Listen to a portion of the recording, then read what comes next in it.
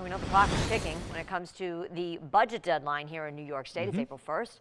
Some lawmakers are renewing a push for a constitutional amendment now that would stop the clock for when bills could be passed with the exception of emergencies. Skylar Eagle live at the state capitol with the latest on that for us. Skylar, good morning.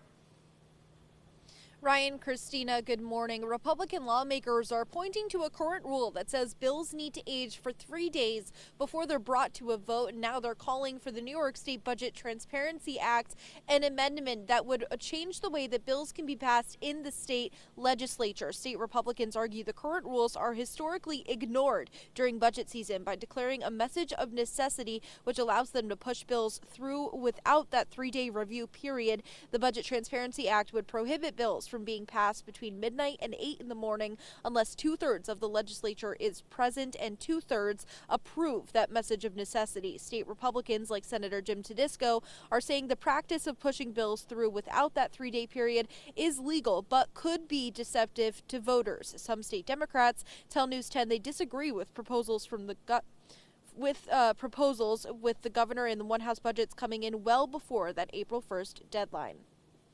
When we do this budget, I can't guarantee it, but if you look at history, it is going to be in the middle of the night. And what you're going to have is our constituents in the middle of their dreams. Hopefully they're having sweet dreams. We may be about to create a nightmare for them with the budget we're putting in place. The governor's released our budget in January, so people have a long time to look at it. We released our one House budgets in early March, and people can review those. And what the final budget bill is 95% of a mash of the Senate, the Assembly, and the governor's budget.